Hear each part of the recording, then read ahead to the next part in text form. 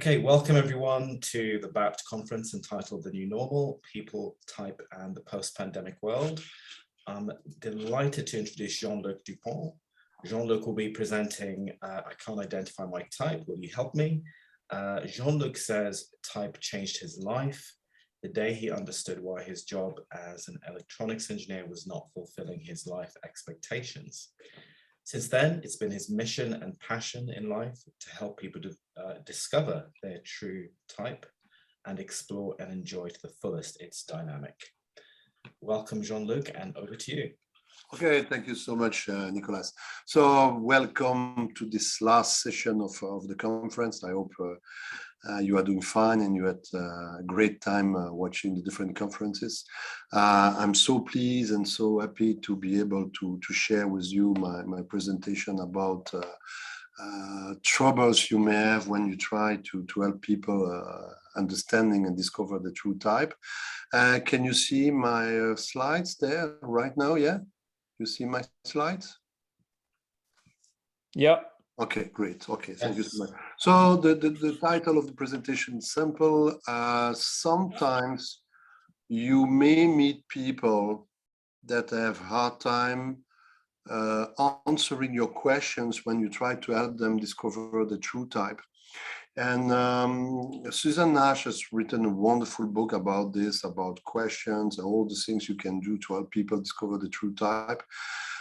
Yet I've read this book, I don't know many times, from A to Z, Z to A, but still at some point of time, I still had troubles with some people that had really difficult time to try to guess what their type was. So what I would like to do with you is first start with a reminder. This reminder, I wouldn't have written that at the time I was still living in Europe, but I see more on the American side. I'm living in Canada right now. Practitioners that tend to limit themselves to the questionnaire, to the indicator when they have to say to you what could be your type. So I'd like to make this reminder. Then I'd like to share with you what are for me the most frequent difficult cases I got. So which confusion I tend to meet the most. And then I like to just to make a small reminder, probably most of you will say, yeah, I'm using this one, I'm using this one, about different way we can help people sort out what are the types. And after we did that, we'll do some work session, work groups, so that you can bring your own ideas and conclusion to that. But now we'll come to the main topic of today, which is sometimes people just can't answer your questions. They're not able to answer your questions. So what do you do then? And some of you may remember back in 2019, the great period before the COVID, that I came with Bertrand Terola from Action Types. We did some testing. And one of the things we tested with the people that were there as one willing to participate to the test is called the deep motivational driver. So I'm going to explain to you what it is. And I'm going to go through examples. Basically, I was, for a couple of times, I was facing difficult situations with people that were coming with, description of themselves that would go in both directions. They had an hesitation between, for example, FI and TI, and they would go in both directions. And by using the deep motivational drivers, I could solve the case. I could help them understand what their type was. And so I said to myself, let's try it. And so, with the exception of the pandemic where I couldn't meet people anymore, but except of the pandemic phases, I could test that with a series of people, and it seems to work quite well when people have a huge hesitation on their profile that going to those famous deep motivational drivers solve the case. So first thing, the reminder. And the reminder for me is very important. An indicator just gives an indication, full stop. And I'm so upset when I see people that say, this is your type, because that's the result of the indicator. And sometimes, things happen. Last week, Thursday, my son, who is presently in Montreal, sent me a message on Messenger, and he said, can we change type? And I said, why? And basically was following a training where the lady was saying, you can change type. But when I discussed with him, she was talking about the result in the indicator. So it seems like this person is confusing your result in the indicator with your type, okay? So I think we will never repeat that enough, that it's just an indicator and that the apparent type needs to be validated. So as far as I'm concerned, the most frequent cases I get are INFPs or INTPs that can't make the difference in terms of themselves, knowing whether they're INFPs or INTPs. And it could seem a bit strange because that's a change in the dominant function. And dominant function is supposed to have a huge impact on who we are.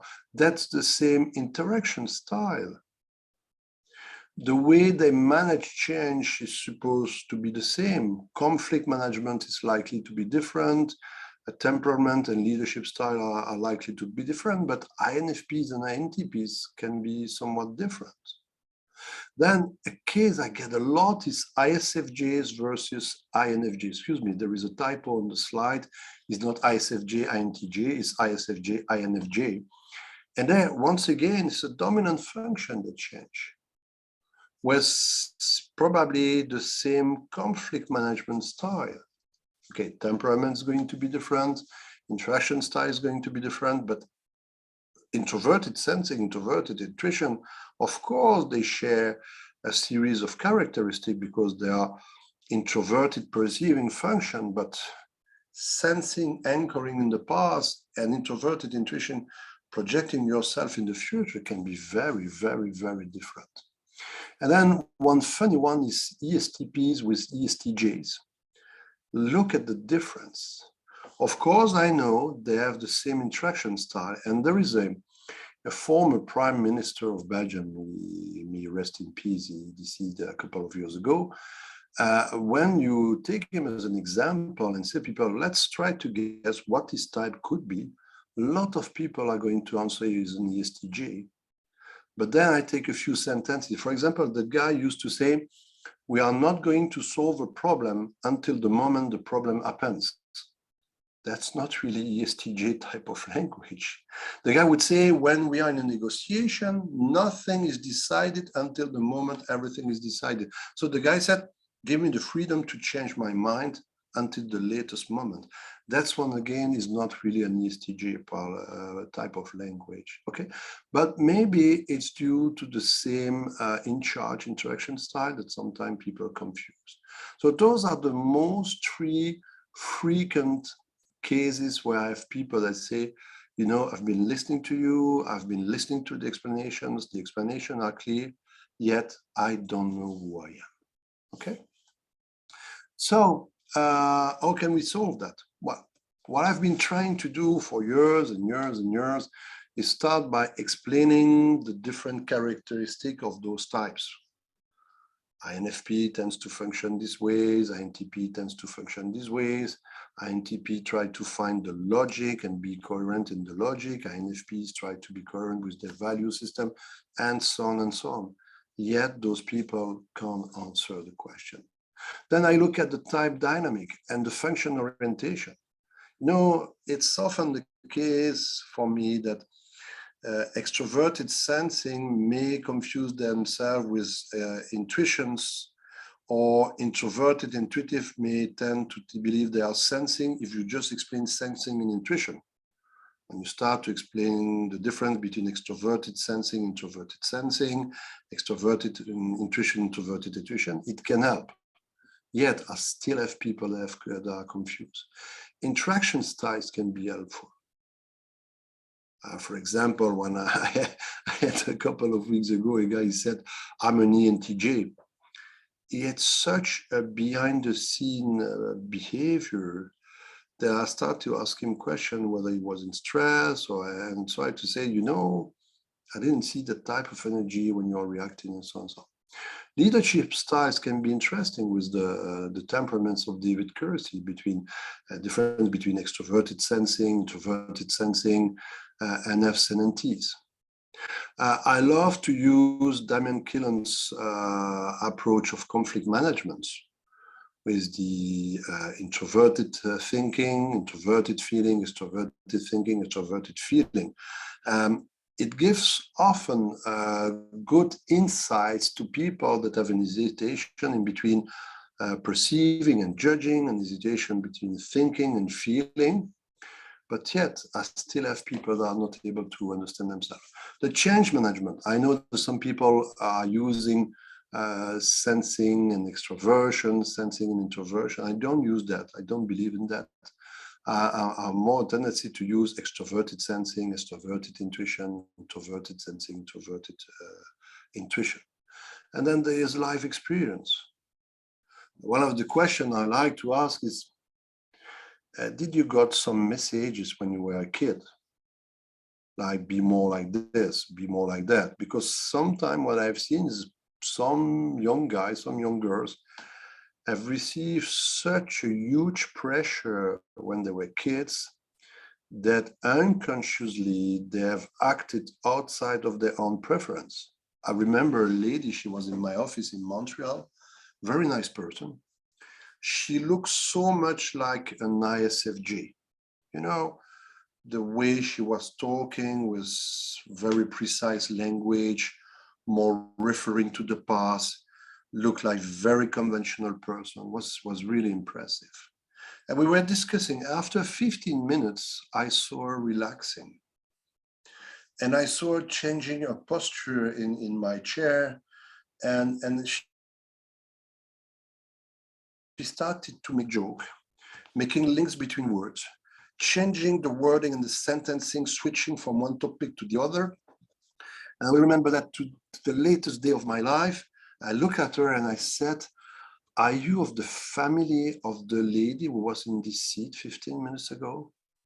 Because physically, that's the same. It's impressive. Or your face, the same clothing also, by the way. And so basically, she was French. She had left France for 5 years. She was now living in Montreal. She was 6,000 kilometers away from her parents. The lady was 44. And she realized that for so long she had lived with close to her parents, she had obliged unconsciously herself to act as she was an ISFJ. And she was an INFP. And you know, Chris, we INFP, when we are mad, we can be mad. And so acting as an ISFJ, she educated her children in a way that they were a bit dependent on her. And I don't know whether you will agree with me, but me as an INFP, I don't like that. I like people to have their autonomy, to take their freedom. So she said to me, I'm upset about my kids because of the way I raised them, because I was not myself. Okay, so sometimes getting into the life experience, asking people a question, whether they got some type of pressure in the family and so on, can be interesting. But yet, although we have here 7 potential ways of helping people discover the true type, I have from time to time people that just can't do it. Okay, so before we go further, I'd like to have you work a bit on 2 things. Nicolas will send you to work groups, maybe Nicolas 2 or 3, your choice, up to you. I'm a P, so make your choice. 2 questions I'd like you to answer. What are the most frequent cases you meet of people with an hesitation about their type? Do you share my own personal experience with INFP, INTP, ISFJ, INFJ, ESTP, ESTG, or do you have different types that tends to pose more problem to people? And then how do you help? Do you use some of those potential ways of helping people, or do you have other experience or the tools that you are using to help the people find their type? We're going to have a 10-minute breakout room so that you can answer those 2 questions, and then we'll be back and we'll be sharing together what are your insights, ideas, and so on. And then I will go to those famous deep motivational drivers. Nicolas, Great. can you Yeah, call the group? Before we go to the group, do you guys miss anything from me so that I'm clear enough? Anything you know? It's okay?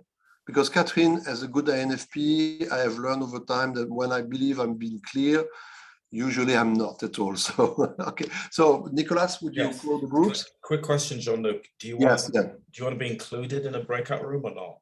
Oh, yeah, I would love it. Yeah. Okay. All right. So they're going to be 2 breakout rooms created.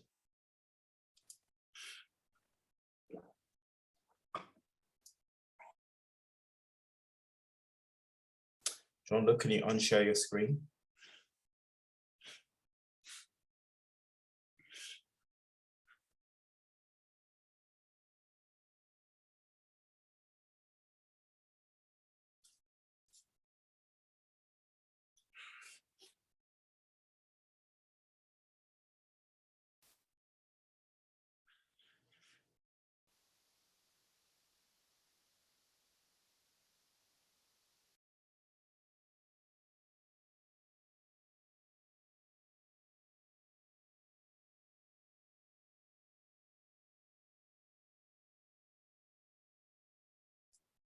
Oh, you're muted, Jean-Luc.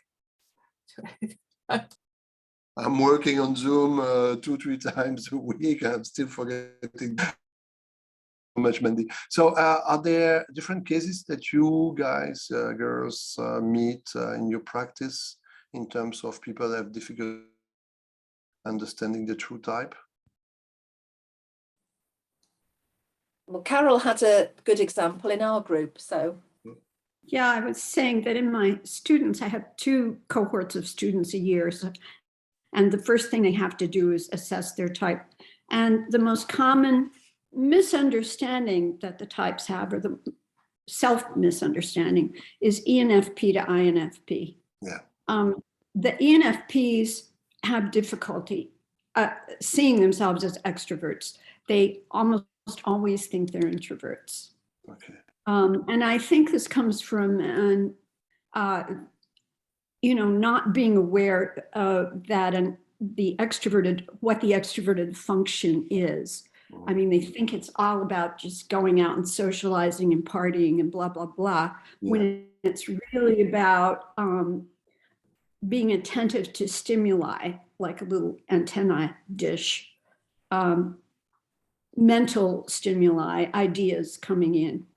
So, and extroverted intuitive types and extroverted sensing types like to have that external stimuli coming in.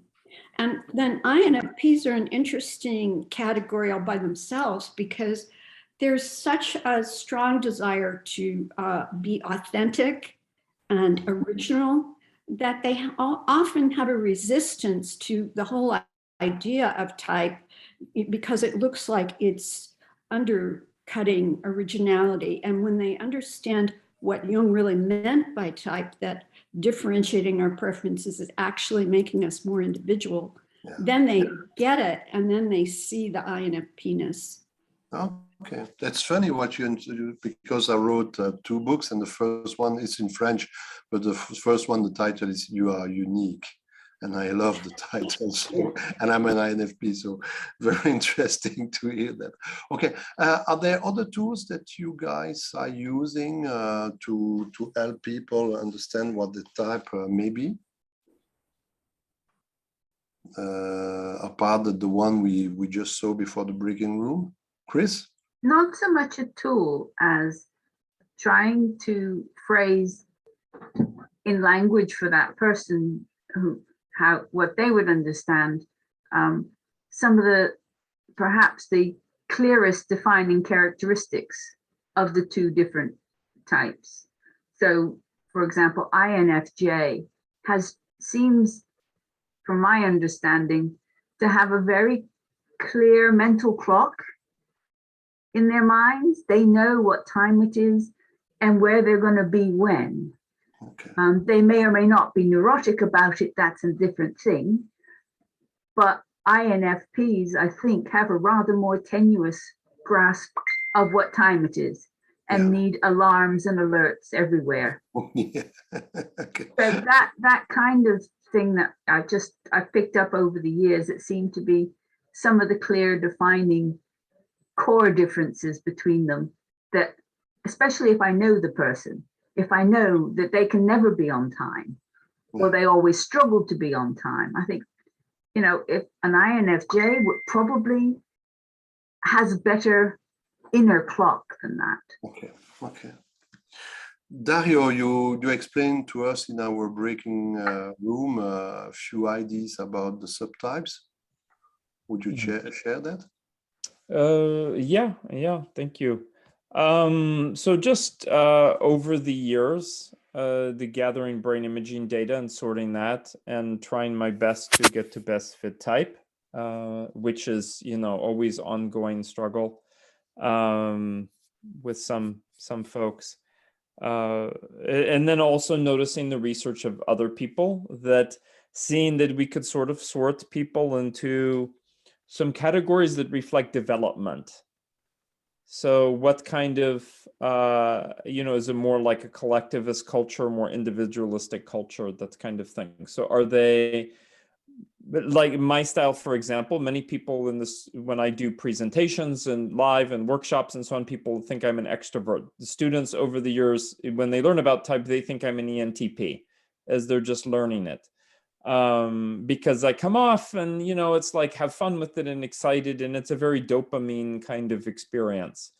And I'm definitely not the kind of INTJ who could tolerate working in a like large corporate environment. And yet there are INTJs who can do that. Similarly, there are ones who can work one-on-one with people very closely. I know a colleague, I work with her a fair amount, and she's so good working one-on-one with people, INTJ, and I just could not do that. Like, it's too intense for me. So just sorting it out, it seems like there are these 4 styles and the sort of developmental styles that relate a lot to career and culture.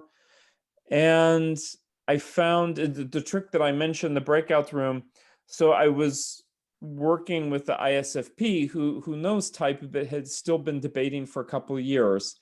Was he INFP, INFJ, or ISFP? And he even considered maybe INTP as like unlikely, but possible. Of course, most of those have a behind the scenes style. And I gave him descriptions of the subtypes for those types. And what was so interesting is that the harmonizing version, which is a very yin kind of flavor, he could relate to it in all 4 types. He's like, yeah, I could be this harmonizing INFP. I could relate to harmonizing ISFP.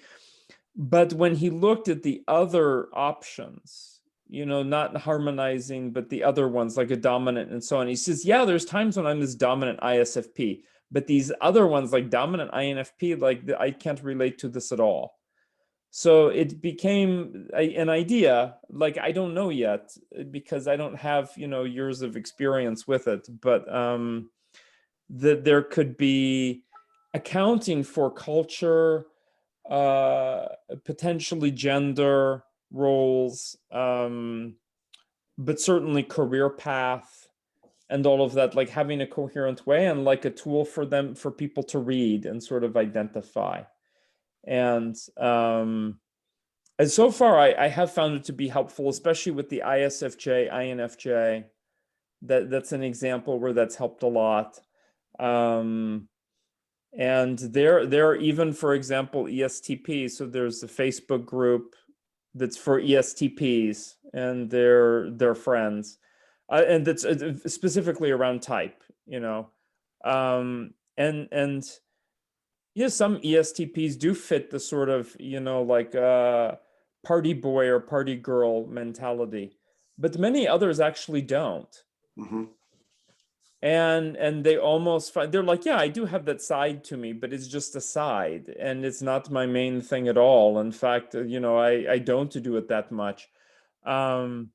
and can actually be quite philosophical and quite, you know, they're not all the Donald Trump version of or like ESTP.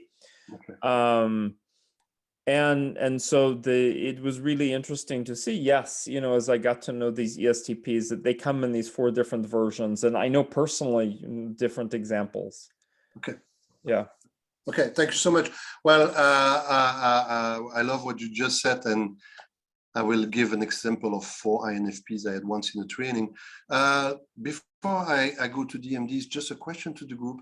Does any one of you use the archetypes when you help people understanding their profile? That's something I've been trying now for 3 years. It works quite well when I explain the opposing, the critical parent, sometimes the trickster.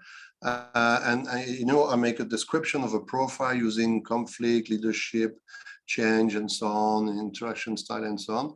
I tend now to add the opposing, the critical parent, and the trickster, and often it helps quite a lot the people to differentiate. But yet, although we have all those tools to our disposal, it happens that I have people that say, I just don't know what my type is. I just don't know what my type is.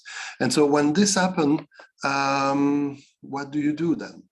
Well, something happened to me. First, this is the kind of message I give to those people. I say, maybe, you know, what we are doing in the training is that we start with unconscious preferences and we try to understand them at a conscious level, and it takes time to do that. And some people, for them it's easier, for some people it's more complicated. I don't know whether you have the same experience. For me, but I often see that the further we go in the training, and most of the time I do 2 days training, you see that people become more comfortable with assessing what their preference would be. Sometimes I say you may be undergoing some changes. Sometimes I say maybe you're in a stress situation. Sometimes, like this lady who was 44 years old at that time, it's called in between brackets, what I like to call the falsification.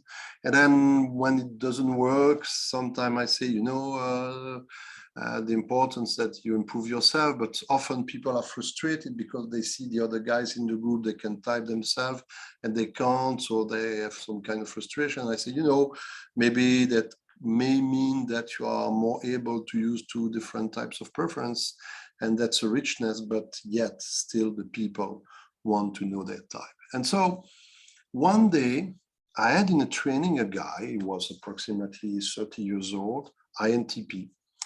And he came to see me after all the other guys left, which is always an indication that something interesting may happen.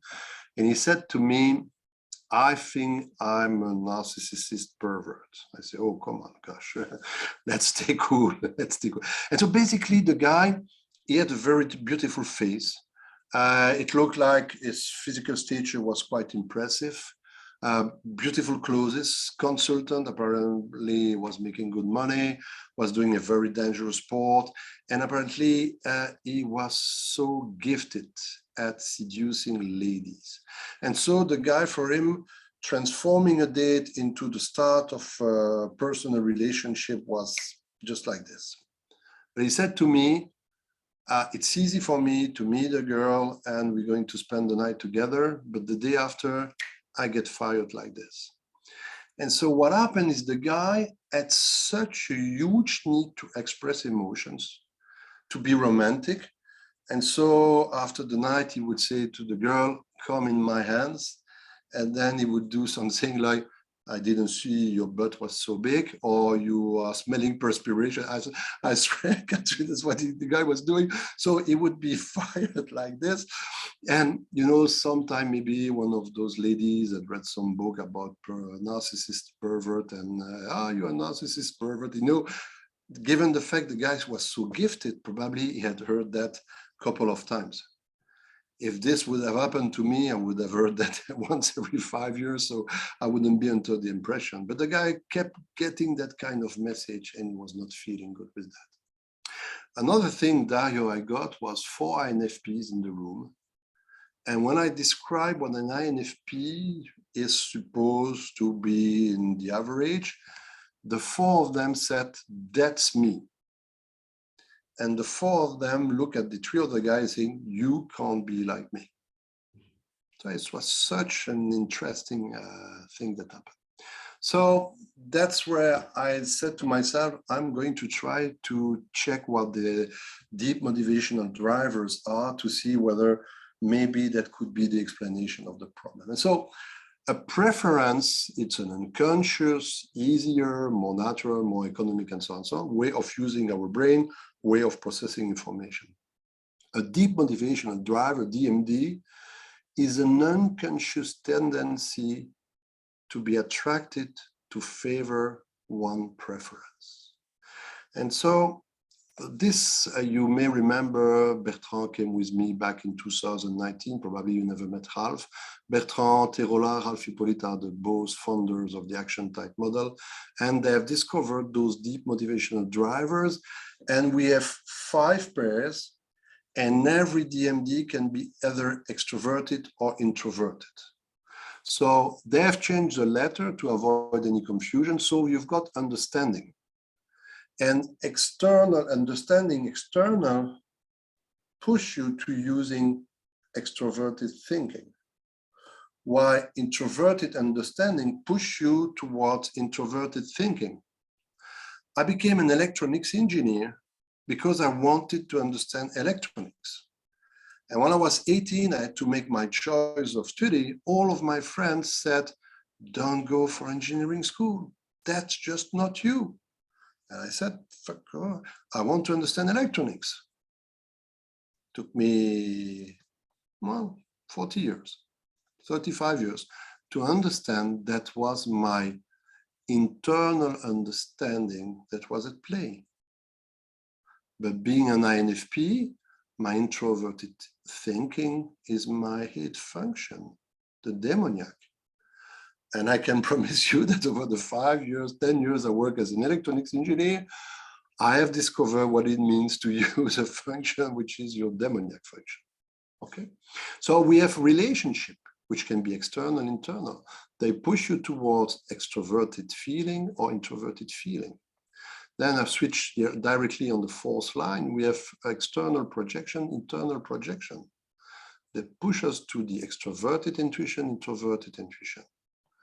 We have anchoring, which can be extroverted, push us to the extroverted sensing.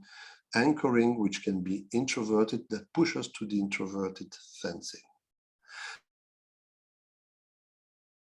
And then finally, we have this strange stuff, which is called competition. An external competition push you to be better than the others. So I have had in my coaching practice, ISTPs with extroverted competition.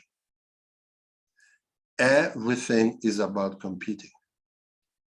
You know, those family games you play in family, they need to win.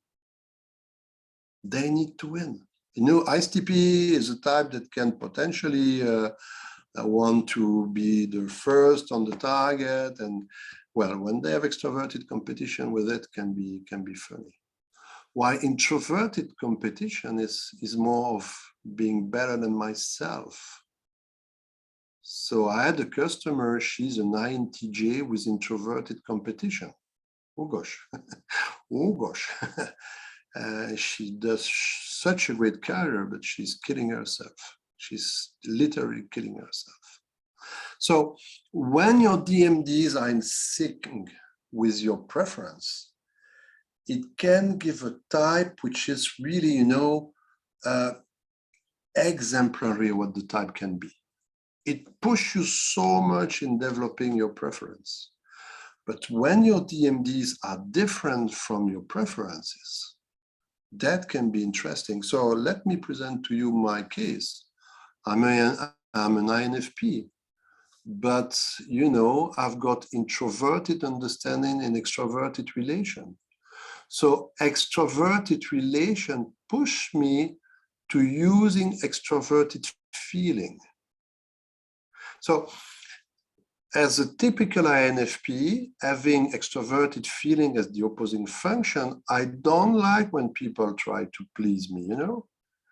Leave me my freedom. Don't try to make me happy if I'm not asking for anything. I was yesterday walking in the woods and a lady came in and I mean, she was so trying to be nice, you know, give me a break, please, give me a break. But my extroverted relation, my relation external pushed me to using extroverted feeling. So I like to make sure that I do everything I can so that the other guys are happy, but I don't accept the other people to do it for me. And then this introverted understanding internal pushed me to using something which is my demoniac. So for years, until the day I discovered that, by the way, for years, every time I would have to take a decision in my professional or private life, I would take a sheet of paper or an Excel sheet, and I would make columns and put criteria and solution and give weighting. And you know what? If I would do it the day after, I would get different results. Or at some point of time, I would fill in this multi-factor decision matrix, knowing consciously that I was faking the evaluation of the criteria because I'm using something which is my demoniac. So I believe I'm using it, but she's not accessible. But my introverted understanding pushed me to do that. So basically, I made a mistake, which I don't regret, but I made a mistake in my life because my deep motivational driver was pushing me in a way which is difficult to access to me. I had the opposite of this with a lady. She was an INTP. It was in Montreal. After the training, she asked to talk to me alone. She didn't want anybody to be there. And she said, I have realized that I don't support when people are trying to impose on me their ideas, especially if the ideas don't find my logic. And I said, well, for an INTP, nothing wrong about that. And then she said, but by the way, I'm doing it on the other people. So I tested her DMD, and guess what? She had understanding external as a DMD. So her understanding external pushed her to impose on other people because for there was extroverted thinking. So it pushed her to impose on other people her own opinions, but this is her opposing function. So she didn't accept that someone would impose on her their own ideas. So it was totally the reverse of what I have me with relationship external. And so those few cases I had, well, so interesting that I said to myself, I'm going to test that. So since then, because of those 2 good years with our COVID-19, every time I had people that have an hesitation, well, you know, it was really not clear for them. I said, okay, stay with me. I'm going to test your DMDs. And most of the time, it solved the issue. Because basically, their brain has a preference which makes that unconsciously they tend to react like this, but the DMD makes such that they want to act in a different way. And between the way I tend to react and the way my brain would like to react, you know, it takes a serious understanding of yourself to make the difference in between the two. And so people that get in our trainings don't have this degree of knowledge of themselves, and so they are confused. So let's get back to my dear boy there, the INTP. Basically, the guy had introverted understanding internal that pushed him to his dominant introverted thinking, and then yet relationship external. And that's what his problem was, is that his relationship external pushed him in going to his inferior function. So he would ask the lady, come in my hands, baby, let me show you the deepness of my feeling whatsoever. It would bring him in his inferior function. The guy was 30 years old, no chance to ever develop it at that time. And he was putting himself in a situation where he was not feeling safe. Okay. So I've seen so many of those situations that I found so intriguing, interesting, helping the people, that since then I have decided that every time I have someone that says it's impossible for me, I understand what you're explaining, the difference between this style and the explanation, but yet I can't know it. They say, I'm going to use your DMDs. And in most of the case, I was able to clarify for the person, say, maybe this and this, that would mean that. And then I say, oh, okay, gosh, because they are not able to make the difference between I tend to act this way and my brain would like me to act this way. Okay. So I suppose your next question is, okay, but how do we test those DMDs, I suppose? And so very shortly, because it takes a lot of time to explain that, it's done through physical testing, okay? You may remember in 2019, I came with Bertrand, we tested a couple of you guys, thank you for that. I tend to test a few people every time I do an MBTI session. I would say that I must be, because I'm very weak in terms of administration and holding the record and so on, I must be in between 85 and 90% of the case where the physical testing and the person recognizing him or herself match, okay? Physical testing is one of the way to do it. You may remember back, I think it must be 2018, 2017, I had the chance to do a presentation to the whole group where I showed a video with my daughter. So you remember, Catherine. And so DMDs is done through movements. I see, Catherine, you're reacting too. It's done through movements. And so you ask, for example, let me try to do it. If I want to test understanding, I will stand up on my toes, get back, stand up on my toes, extend my head to the top. And it's very interesting that once a person has done this movement for 5 times, I then will stand close to the person. I will put my hand on the shoulder. I will push slightly and I will ask the person to react back. And it's very interesting. I did that with a lady on Tuesday.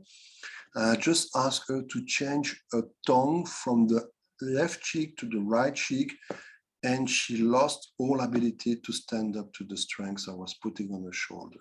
Okay, so there are 5 movements that you can use to test those DMDs. And there is also the motivational testing. For example, what I did on Tuesday, I said to a lady— Sorry, Jean-Luc, we've got 5 minutes left. And great, fine.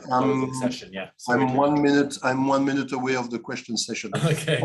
Question slide. So, and I said, oh, by the way, it's wonderful because you understand everything. And I push on her shoulder, and you see the person resisting like hell. And then I said, well, it's incredible because you take such great decisions. And I pushed on her shoulder, and I felt her moving away. I stopped exerting pressure because she was not unable. And the funny part is, one of my biggest customers is the research center with engineers. They all went through big universities in France. It's an anti-culture in France. So you've got the brain, you've got the body. There are 2 different stuff. And I wait every time for the second day so that those people see that I know my stuff, that I'm not a clown. And then when I know and I feel that confidence has been created, I ask for volunteers, I make demonstration.